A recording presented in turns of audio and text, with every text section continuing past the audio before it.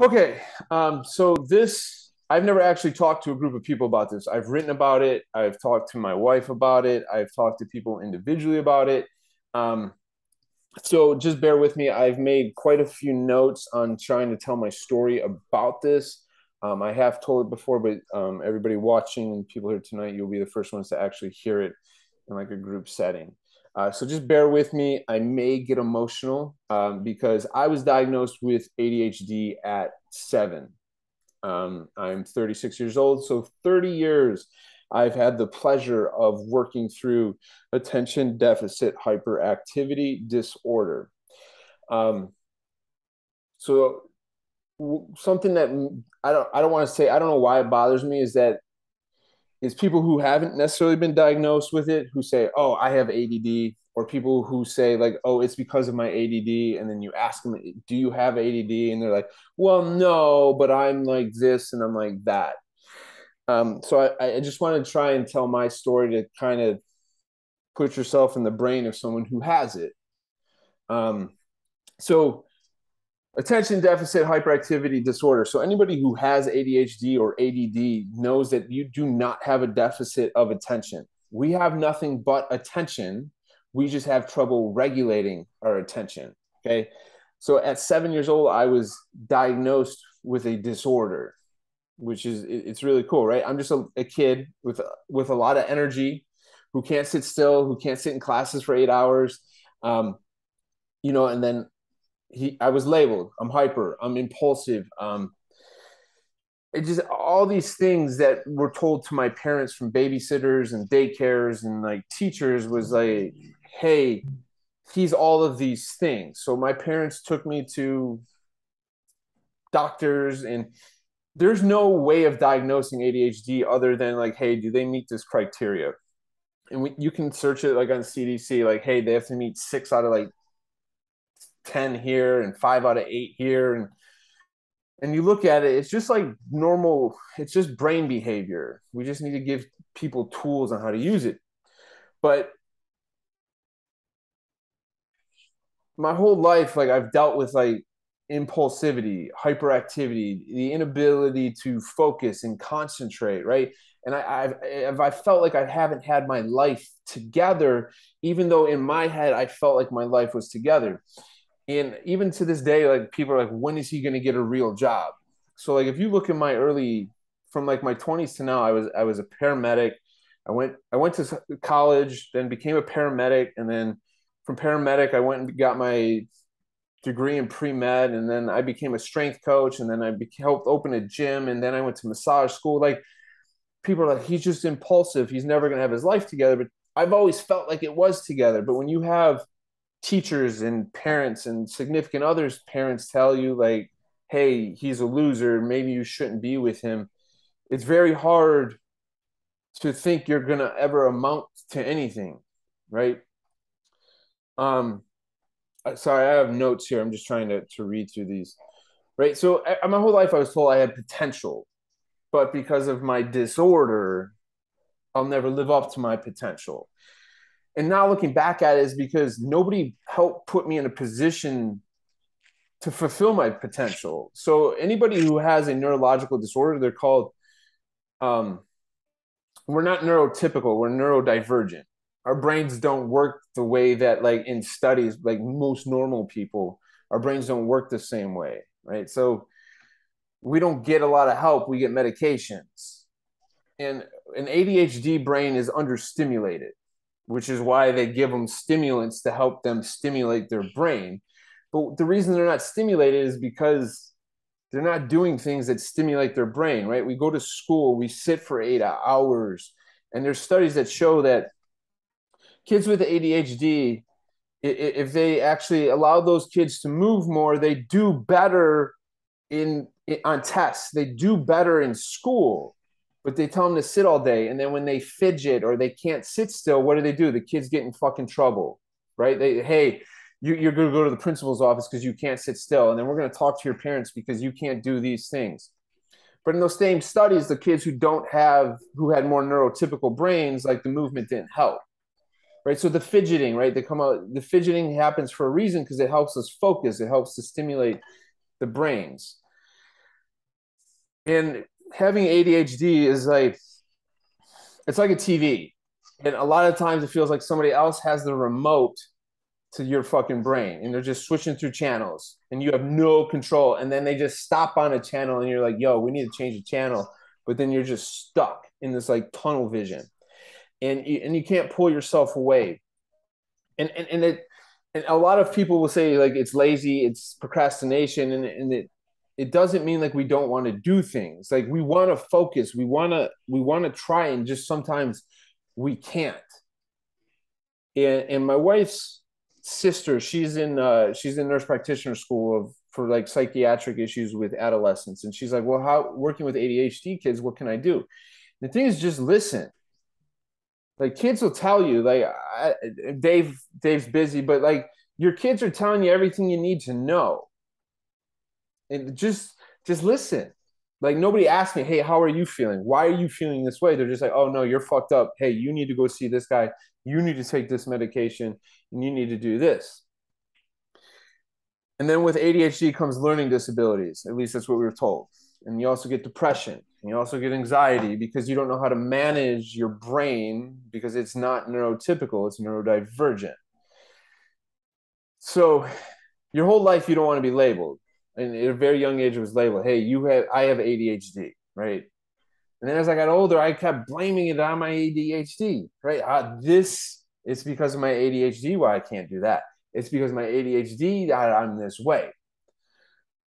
And so like not only did I get like a mental disorder, but I got a learning disability at a young age. Right. But I'm not saying this to brag, but I graduated from college with honors.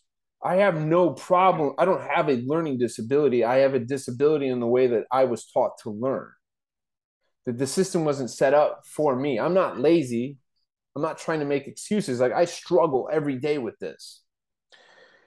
And it's ruined relationships, right? Like the impulsiveness carries on with you into your adult life, and it's ruined relationships. It's cost me jobs. It's burned bridges, and people are like, "Why can't you just get your act together?" And I didn't have an explanation. I don't have an explanation. I don't know. What do you mean? You have my? I'm just being me, right? And like I understand how frustrating it can be for other people in my life, but like I don't think people understand how frustrating it is for me to live with it in my head. And anybody who else who has ADHD or ADD, like it's so fucking frustrating, right? Because I was never given tools to help deal with my to work with my brain, not deal to work with the brain I was born with, right? And like no one gave me an explanation, and it was always embarrassing. Like it's because of my ADHD, right? Like I didn't tell my wife; she just didn't understand why I behaved certain ways. And then as I explained it, she started to understand me more and was able to help me more. So like, and here's the thing: like when you're given a label at such a young age, you think you're a fucked up version of normal, right? And when you're young, like you want to be normal. You don't want to be fucked up. You want to fit in with everybody. And a fucked up version of normal is how I felt most of my whole life, up until the point where I've almost taken my life a couple of times. But when I was 30, I think 32 or 33, I was working at a pizza shop. I couldn't find a strength coach job for the life of me. I've been in the industry 7 years. Couldn't find a job for the life of me. I shook hands. I networked. I did everything I was supposed to. Couldn't find a job. So here I am in massage school, and I'm working at a pizza place, and I'm like, fuck this. Like, here's the thing with like suicide. Anybody who's ever thought of it or contemplated it, the thing is it's the only thing our brain is like is as a last resort. I don't know how else to deal with this situation. It's not like we're trying to hurt anybody. It's like I don't know what else to do. And part of you is like, this might be my best bet. Because I've been a fucked up version of normal. I've been told my whole life, why can't you just get your shit together? You have so much potential, but when are you gonna like fulfill it? Right. So I know when you become 18, like your choices are yours, but when you've been pounded in your head that something's wrong with you for 10 plus years, it's hard not to believe it. Right. And it's always easier said than done. Like, oh, yeah, I'm 18, I make better choices. But like when you've been ingrained in your head that like you're a fuck up, and not that anybody told me that, but that's how it began to feel. And my parents, like, they did the best that they could. Like, I can't imagine being my parent. Like, I was a handful and I didn't want to go on medication. And my parents didn't put me on medication. They allowed me to be off of it. But what saved me was sports and music. Okay. So now that I'm an adult and ask better questions and start to learn things, and now that I have a child, is forcing kids to sit for 8 hours at a time the best thing to do? I watch my kid, he moves all day, right? Like, as I, this, so part of this is the reason I became like obsessed with movement is like, I think as humans, we're born to move, but we sit in a culture where we don't move, but we have like, I think ADHD diagnoses have increased 30% in the last like 10 years. And most of it is in middle school and high school kids. So what have they done with middle school and high schoolers? Take away recess, right? They make sports where they're uber competitive, right? Travel leagues. Kids aren't having fun. They're not going outside anymore. We're competing in academics where we're sitting all day and studying. Depression's up, anxiety's up. Kids aren't moving as much. Now, I'm not saying that that's the cause. But looking at me, the thing that helped me the most, and if you look at the studies that continue to come out, kids need to move. The brain requires movement for growth. And here's the thing, like school just didn't interest me. Like it just didn't, I didn't fucking enjoy it. Right. So it's the same with like doing household chores. Like I don't like doing laundry. So something that only takes 5 to 10 minutes, I'll take me hours just to do a load of laundry because I don't enjoy doing it. But it's got to get done, right? But to me, like as a kid, it's a survival mechanism. The question becomes, why is the body doing that? Why is the body exhibiting these impulsiveness or this hyperactivity or this deficit of attention, right? I don't know. I can't blame the school systems. I can't blame our society, but I I just don't feel it's set up for everybody. Like they try to put everybody into a certain mold, and if you don't fit that mold, you're given a diagnosis. Right? For me, it was ADHD, it was anxiety, it was depression. Even though anxiety and depression are normal feelings to have, why is my body being impulsive? Why can't I sit still? Well, the brain requires stimulation, and movement is one of the ways to stimulate the brain, which is why kids with ADHD tend to fidget because it increases the neurotransmitters such as dopamine that help target certain areas in the brain to help them focus. Our brains are different. I don't have a neurotypical brain. And now that I'm older, that's awesome. That's my superpower, right? That's why I'm an entrepreneur. I'm a business owner. I've done things my way. Yes, I'm impulsive, but it allows me to be creative, right? Music and movement and sports are forms of creativity, which is why I preach people to have hobbies because we need those creative centers in our brains. Now that I'm older, I'm not neurotypical. I don't want to be typical. I don't want to be normal. I'm cool with being a fucked up version of normal because this is the way I was born and this is the brain I've been gifted with. Except that I was never taught on how to use it or again, not deal with it, but how to work with the brain I was given. And it's not my parents' fault. It's not the teacher's fault. Everyone's just doing their jobs. Right. So what I'm trying to get to is like, if you have, I don't like to call them disorders, right? A diagnosis just lets us know like something's off. When you break a bone, it lets us know like the bone's broken. If you tear a tendon, it's no different with the brain. It's just a diagnosis. It's not a life sentence. It just knows it just helps you to know what you're working with, right? And you just have to learn about what your diagnosis is. So I had to learn what ADHD was. I had to learn about why my brain is the way it is so I can learn to work with it. I got tired of blaming, oh, it's because of my ADHD. Because to me, it became a cop out. And I did the same thing with movement. It was because of my ankle injury. It's because of my knee. It's because of my back. It's the same thing with my mental health. I don't want to blame my ADHD because it's a cop out, right? Why not make my back my strength instead of my weakness? Why not make my ADHD my strength and not my weakness? Now, yeah, like my whole life I've got 30 years of trying to rewire my brain to deal with life. I want whoever's watching this and all of you in here tonight is like, don't look at what's wrong with you and start asking what's fucking right with you, right? Like we tend to look at everything that's wrong with us, and it's chalked up with experiences with coaches, parents, friends, family. There's nothing wrong with us. We're just different, and we all have experiences with it. Like you're not, none of us are normal. That's why we're in this group. We don't want to do the normal things that neurotypical people do. And if you're neurotypical, that's cool, man.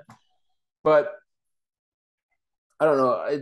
Just fuck normal, man. Embrace the chaos that is your brain, but learn to work with it. It's the brain that you've been gifted with your entire life.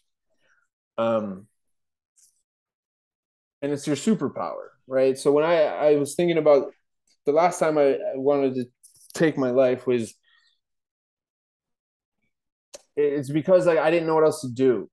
I felt like a failure. I felt like a fuck up. Like being 32, 33 years old working at a pizza shop is like I felt I was so fucking embarrassed, man. I was so embarrassed. And I got like this my wife, like, what is this chick doing with me? You know what I mean? Like it just but you have to understand like it's okay. It's your journey and you have to just embrace your journey, which we talk about a lot in here, which we talk about a lot in 1612. Like it's your story. And that was it. Is like you get to control your narrative. You get to tell your story.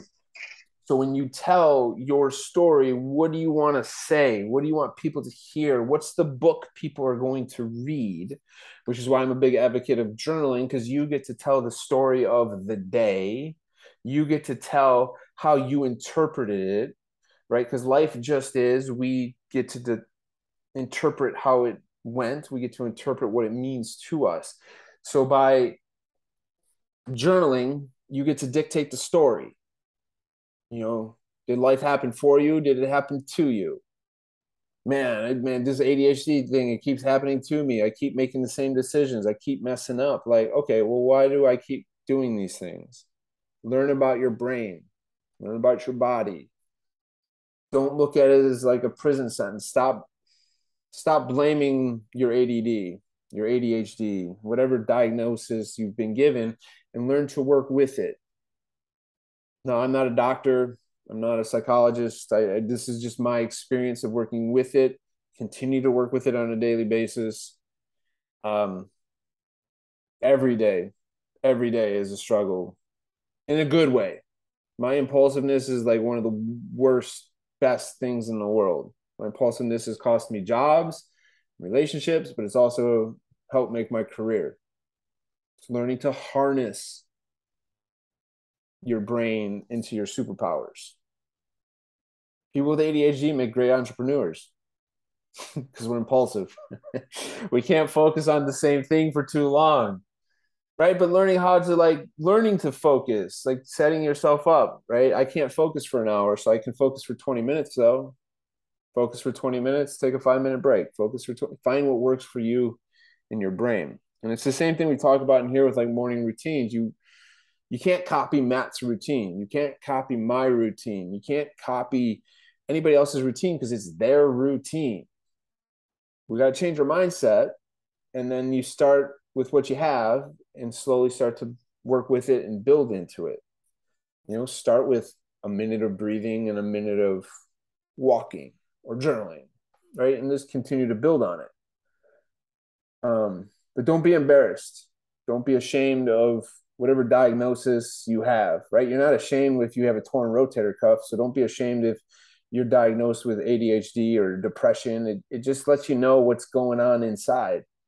Just learn how to work with the diagnosis, right? If someone, Heather comes in with a shoulder issue, we just have a diagnosis. Then we just come up with a plan to work with it. Same with your brain. I don't see, and that was a big change for me, was learning to look at it like that. So, um, yeah, that's it. Open it up if everybody wants to talk, share experiences, tell stories. Um, if not, that's my story. I just want people to be okay with who they are and know that like a diagnosis doesn't define you. You're still you. Diagnosis is a doctor labeling you. You're still you. Yeah, Dave. Yeah, man, this is a topic that's kind of near and dear. Now my diagnosis is a little bit different because I have like hyper focus on things and I can't, like, if I don't take something to completion, my brain goes crazy. So like I have to see things through. Like if I sit down and play a video game, like my wife knows like I'm going to be playing a lot till it's done. Um, but it is like it's still embarrassing. I'm sitting here at work and no one at work I've ever told my diagnosis because I'm embarrassed about it. Um, uh, it's one of those things where, man, like, I'm very, because of my diagnosis, I really don't know how to lie. So I'm very blunt about things, and that tends to turn people off. And I don't have a lot of close friends. Even to the point where I signed up for the hard reset. And I was telling my wife, I was like, I have this fear that like Ponce and Elliot and Matt, these guys have been talking to me and they've been really supportive, but like, is this going to happen again where I go out and they meet me in person and they're just like everyone else kind of in my life is just like, well, fuck that guy. Um, uh, like that guy's an asshole. Um, so it's that thing is like, I was diagnosed, I can't even remember how long ago. And it just told me what I already knew, just put a name to it. But at the same time, it's still, because you're not quote unquote normal, it's hard to be okay with that because you know that you don't fit in with the typical. So you see things that other people are doing. That's just my experience. Yeah, yeah, man. Thanks for sharing that. Like it is hard.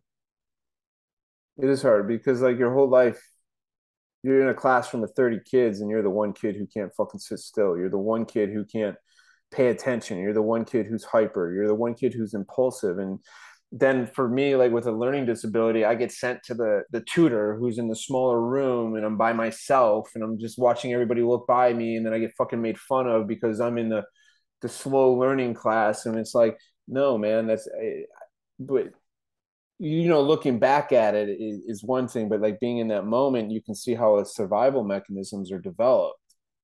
My impulsivity saved me during, school.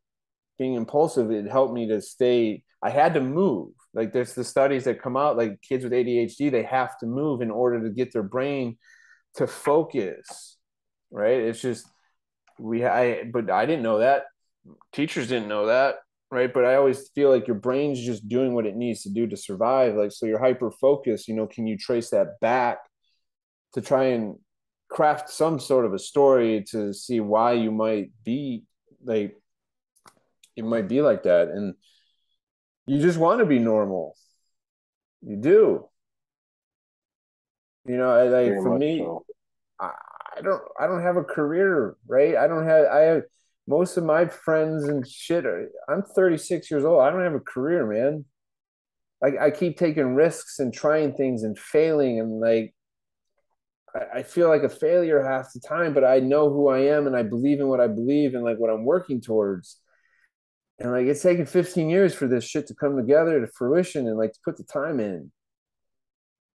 Right. And I still don't feel normal. Like I'm gonna be an old dad, right? I'm 36 years old. Like my wife's parents are now they're like 48, 49 years old. Like they're only 10, 12 years older than me.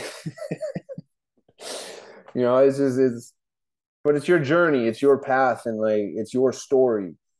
You get to tell it, and I can use my ADHD as a catapult to help other people and build a life and show people what a superpower ADHD can be.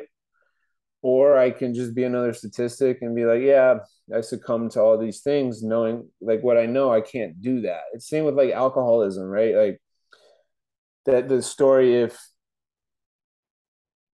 you know the two people, they watch their dad who's an alcoholic, one becomes a drunk, the other doesn't. Well, you can see what to do or what not to do, right? Like, I can either become the drunk or I can learn from people before me to see how I can leverage that to make the most out of my diagnosis. And if you look at a lot of successful people, a lot of them were diagnosed with ADHD. And I always Yeah, be like, look into your diagnosis, explore it, learn as much as you can about it so you can make it your superpower. yeah, I actually trying to fit in because of my diagnosis because I don't I don't really fall into social norms. As I actually developed a an alcohol problem when I was younger, trying to fit in college and stuff. That's the only way that I could fit in really was to go to parties and drink. So I've been sober since I was 20, with a few relapses, but yeah, like definitely leads to different things.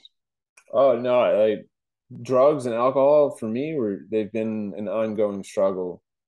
Like I number one, the impulsiveness and then going all in on things like that hyper focus. Like kids, people with attention deficit disorder don't have a deficit of attention. We can hyper focus.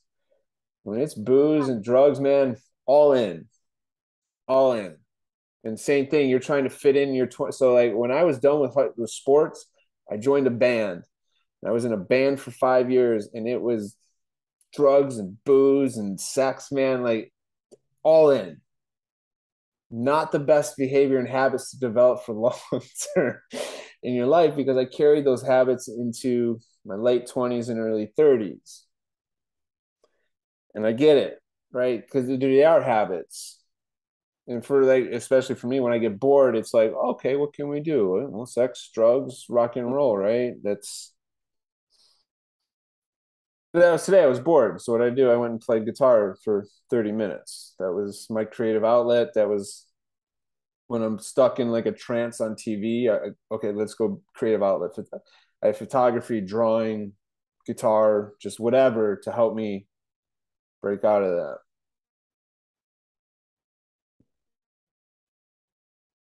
Yeah, Sam. So Sam said in the chat, I always get caught in the wishful thinking mindset, constantly wishing something about me was different.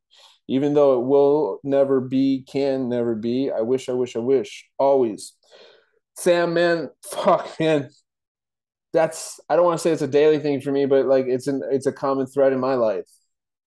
Like, why couldn't I just be different? Why was this the brain I was given? Like, and for some reason, my brain always was like, why does Kobe Bryant know what he wanted to do when he was 4 years old, and I still don't know what the fuck I'm doing with my life? Right? Like, why do some people they know from a young age, they know exactly what they want to be, and I'm just like over here playing strength coach and movement guy, a profession that nobody takes serious, and I just wish I could be different, but I'm also grateful that this is my story because I get to share it with y'all, and I can kind of show people a different way to do things. We can rewrite what the diagnosis is. We can give, like part of what I want to do with this movement clinic is help kids who aren't athletes, give them an outlet for movement so we can help the future generations based on what I know, right? So how can we make it our strength? And the I wish things, it's a tough one, man. And it's like I'm so mean to myself sometimes. I remember when I was living in Georgia, dude, I would just crush myself. I would talk to myself like a drunk father would talk to like an abusive father, right? Like just belittling his son, like you're garbage, you'll never amount to anything. Like I was my own drunk parent beating myself on a daily basis. And my like when I left the gym I was at for 5 years, I was lost, man. Fucking loser, you'll never amount to anything. And it was just like this nasty, nasty thing that's taken me Still working on it.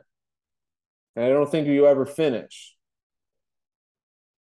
And I read Da Vinci. If you have time, Da Vinci's biography. He had ADHD, and Da Vinci is considered one of like the brightest minds, smartest men ever. The amount of projects he didn't finish is astounding. And he would just jump. Okay, I'm bored. Oh, that's me. Okay, I'm bored. I'm bored. I don't. So like Dave, I'm the opposite. I don't see things through. If I'm bored, I got this closet behind me. That is a whole bookshelf case built in. 90% of the books I haven't read all the way through because I get bored. I got 5 books on my nightstand. My wife said, "Can you just finish a book?" I'm like, "Nah, I'm bored. Doesn't serve me anymore. Might pick it up in a year and finish where I'm at." Right? You got to learn to harness that shit though.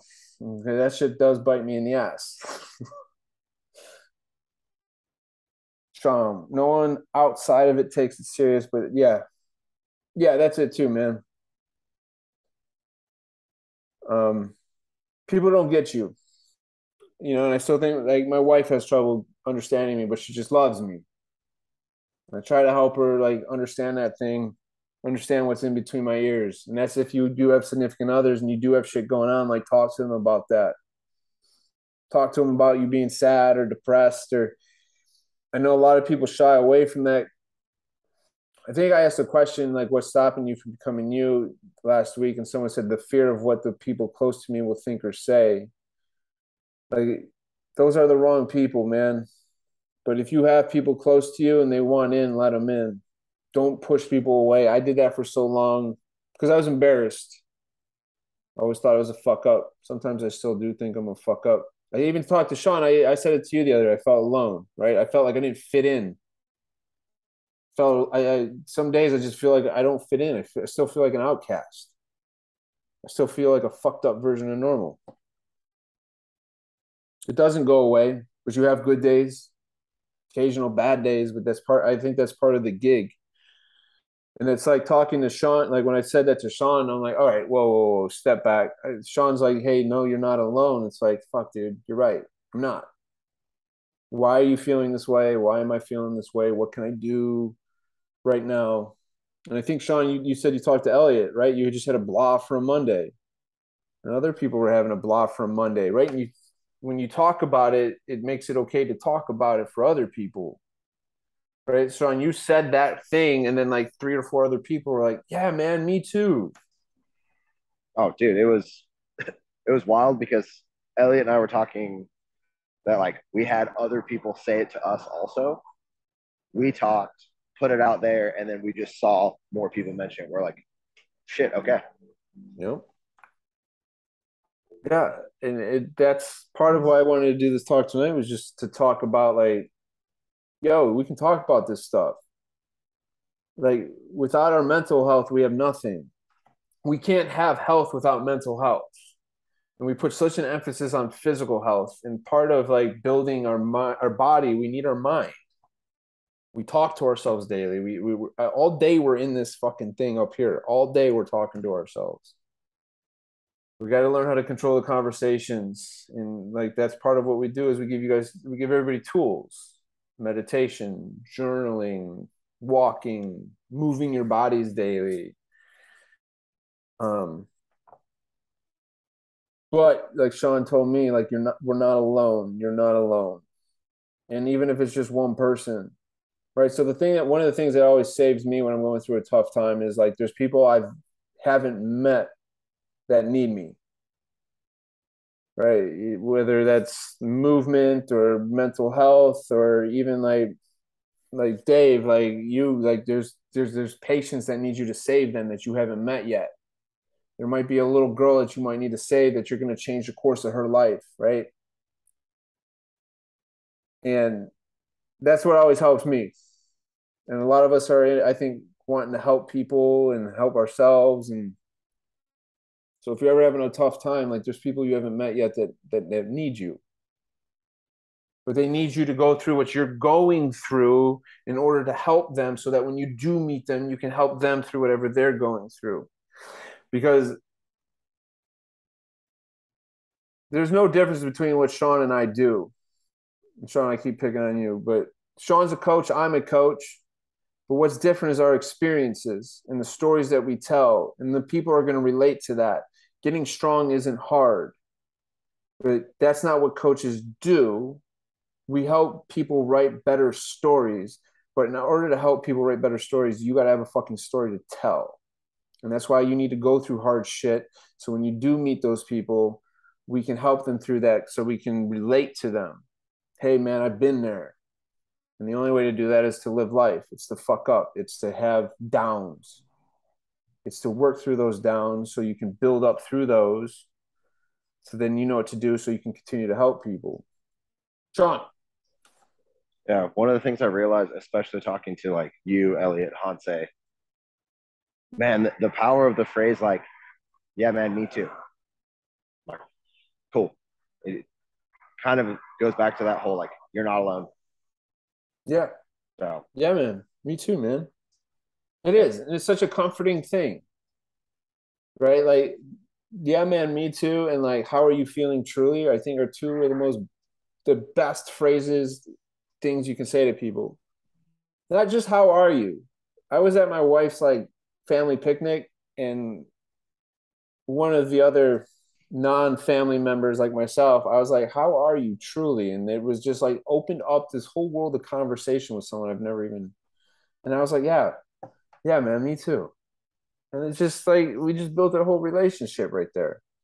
Again, getting people strong is easy, but like changing lives, man. Sean, that's what we do. That's what we do, man. just Paliaki, what's up? I don't know. Can you guys hear me? Yeah, can you hear us? Yeah, can you hear us? Yeah. Well, I'm in the car, and so I lost connection for a little while, and I was kind of bummed actually. I'm doing an Uber Eats delivery, and I was like super into it, and then it just like lost connection, and I was like, damn, and I kind of wanted to pull over, but I had somebody's food in my car. But anyway, I can relate to so much of what you're saying, and I had no idea you were going to talk about suicide. I'm gonna cry. I lost my my husband died by suicide. He killed himself, and he was 31, and he was a strength coach, personal trainer, and he was from Iceland, and he had a master's degree in Iceland. And part of his frustration was coming to the United States and not really being taken seriously, and being in an industry where people are like, oh, I'm just going to get my personal training certification and do it on the side. And he's like, this is a profession. Like, people just kind of make light of this. And it's like they don't really see the value. And he was very passionate about children and people over 60. A lot of his clients were 65 and up because he felt like they just get neglected in the strength community. It's all about like younger people and bodybuilding and athletes, and a lot of trainers don't, just in the fitness world in general, the aging older people just get left out. And it's like 65-year-olds, they want to play with their grandkids, they want to go golfing every day. Like, they're not dead, they're still active. They want to enjoy being retired. They want to retire and enjoy retirement. And I mean, he could have done brilliant things, but he had bipolar disorder, and I believe he was diagnosed with ADD at a young age. And so the only thing we ever thought about was medication, because I wanted him to get help. And he had been diagnosed with XYZ growing up and been heavily medicated as a child. And as an adult, was like, I don't want any medication. I don't want to go through that. I don't want to feel like a zombie. I don't want to, and he had a very strong I can't think of the word, but like, he was very against it because of his experience growing up. And we were talking about putting labels on things. And sometimes, my mom's also a child psychologist, and she says that it's not really good to diagnose kids and put a label on it because they become attached to that label.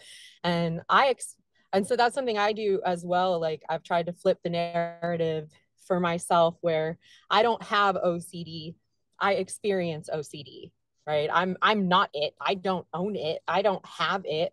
I just experience it sometimes, right? Like, I'm not depression. I experience it.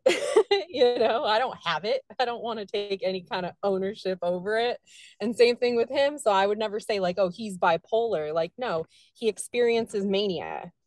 He gets or did past, but you know, like when I talk about people with who experience bipolar, for example, like I don't like to put that like, oh, they're bipolar. Like, no, it's just they experience depression sometimes, they experience mania sometimes.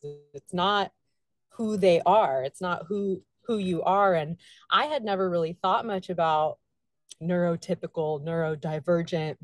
And one of my girlfriends and I had this like 4 hour Skype session one day, and at the beginning of the pandemic, and she had just gotten her diagnosis, I think ADD or ADHD, and she's going over all of the symptoms and all of the things that she does. And I'm like, wait, me too.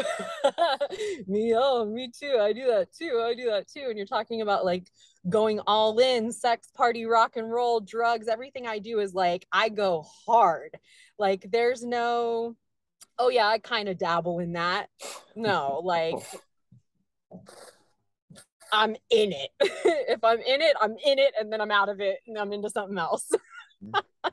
And so you were talking about that too, and I can relate to that too. And being an entrepreneur, and I have all these ideas, and then I have this idea, and then I'll go run with that, and then I just completely am on to the next idea. And fuck that idea. And some ideas I hold on to, and some I'm just they're gone in the wind, and that's that. You know what I mean? And I've even like created a whole business. I still get phone calls from a business I started when I was living in Northern California, and I'm like, no, I'm not. I don't want anything to do with it. I have nothing to do with it. I forget about it sometimes, but yeah, I totally do that. And you know, and I never thought of it as getting bored, but I'm just like on to the next. You know, my brain is just like, okay, I'm done with that. I'm done with that. I may not actually be done with it, like completed it, but I'm on to the next thing. You know, and I'm like you, like I have so many books. I love books. I don't read, I have not read them all. I'm good at starting them. I buy them. I look at them, and I like have that intent, but I just like that focus or that like follow through, or I don't know what, but maybe it's that, you know? And so, yeah, when she said that, I started really thinking, and I've never actually been diagnosed with anything, but I think a lot of people get misdiagnosed as well. But yeah, so it's interesting. I wish I heard a little bit more. Well, thankfully there it's recording, so I can always go back. But yeah, I had to chime in because I'm like, man, I relate to so much of this. It's wild. And my husband, that was another thing he actually had started like a youth program because he started getting diagnosed when he was a kid. And that was one thing that he wanted to bring, and that I would like to do kind of in his honor, to start like a nonprofit and for children, like healthy coping mechanisms, healthy outlets, because you don't have, I was a very angry kid, a very, very angry kid. And I was very intelligent, but the school system was just not set up to support me. You know, I 8th grade, I failed math completely. And I remember her telling me that I'll never get into geometry my freshman year because of how bad I did in her algebra class. And I just kind of rolled my eyes and I passed the test and I did really well and I got in, and I was just like, ah, like it's not me. It's not that I'm an idiot. You know what I mean? It's just the way that this school system is set up is just not how I learn. It's just, you know, but yeah, anyway, I had to chime in because I can relate to so much of what you guys were saying. Yeah, and there's so much I could respond to there, but thank you for sharing that. Yeah, that's cool. It's wild, you know, how much you have in common with people once you start talking. And it's wild. I mean, when after my husband died, I had quite a few people come up and open up to me about people who they've lost to suicide, and I had no idea. I mean, it's not a very talked about thing, and that there is a stigma around mental health, which is so silly because who doesn't have anxiety? Who doesn't experience anxiety in 2022? Like, we're all mentally ill. Yeah. in my opinion. Like by definition, like, come on. We all went through this pandemic. Like, we all got something going on. But um, yeah, it's just interesting. Like once you actually like get to open up and talk to people, how much you have in common and like what is normal, right? Like a lot of the things I think that we think are not normal are actually normal. It's just we don't really talk about it. Well, I think we get to define normal. Like that Yes. was the pandemic. Everyone's like, "Oh, we got to get back to normal." Like, no, no, no. We get to Yeah. decide what normal is. The business thing is a crazy one. Like for me to see through a business idea for the last 10 plus years and it's still just getting started, like it's very hard for my brain because I have shiny object syndrome like a motherfucker. And I'm like, hey babe, I got like these ideas. And she's like, shut up, stay focused on what you're doing. I'm like, you're right. Right. And that's your support system is really important too. Like I need her to fucking hit me and be like, yo, shut up, stay course. You asked for this. Like, oh, you're right. Like this is what I actually want. But I'll get sidetracked for a month on something else and then back to what I was doing. That's why I joined 1612 because I've just been like, especially the last like 5 years, just to myself a lot. And I'm like, I don't really have a support system. And the people that are closest to me, they're not really, I love them. They're just, they don't view things the same. I don't want to say they're not big. They just have different, they don't have an entrepreneurial mindset. I'll say that, you know what I mean? So when I talk about like my ideas and things, like they're like, oh, cool, but it's just different. You know what I mean? Like I kind of needed that someone to hold me accountable and be like, no, like, so how's that going? Have you know what I mean? So that's it's actually like why I'm here And I for think that that support system. So it's nice people can relate to my shit. yeah, and I think that's an important takeaway from what you said, and like to kind of close this out is that we're actually a lot more. All of us are a lot more similar than we realize. We're all just humans trying to figure this fucking thing out, and we're in it together, and we just work together, and we just kind of learn from each other, and like kind of grow together. We can change things. We can make things happen. We can by having these calls. One of my sayings as a coach is how you treat one has the ability to affect thousands, right? So, you know, Sean might have had like his talk with Elliot yesterday. Sean could have had a very different course of a day yesterday had he not had that conversation with Elliot. But since he had it, it changed his interaction probably for the rest of the day with everybody that Sean interacted with, all because he had a conversation with Elliot. So as a coach, like I think about the athletes that I've coached over my career, they've taken the lessons and the things I've taught them through training and life, and they've applied it to their entire life over the last 10, 15 years. That's how we can make change. But we have to like work together. We have to have good conversations. We have to be open-minded. Like the fact, like you said, that mental health is still taboo to talk about is insane. Talk about physical health, but nobody talks about mental health. It's just a weird, but we can be that change. And why not us to be that? Why not, all of us in this chat and everyone that's going to watch it? Why not us to be that change? And that's what I keep coming down to is like when I'm down on myself about like business or like my ideas or like me being fucked up, like, well, why not me to do this? Why let someone else do this? Why can't it be me? Why can't it be us? And that's Matt and I talked about this when he started 1612 and I joined was like, we can change the entire world, right? Like if you look at bigger picture, we can. You look at all the six people in here. You're all over the country, and like this is going to affect you on your day to day basis and the people you interact with. Like that's how we can have global change. You start to think bigger picture, right? Like could be.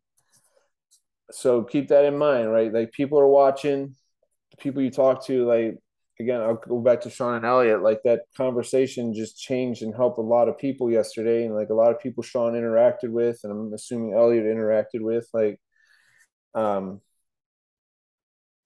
Yeah, that's all I got. I think we're about at time. Yeah, 8:15. Anybody have anything else? I'm really stoked you all stayed as long as you did. Um, does anybody have anything else? Cool. We'll end it there. Thank you, everybody. I really appreciate you sitting, listening, and yeah, I will talk to all of you soon. Thanks. Good night, guys. Night. Thanks, man.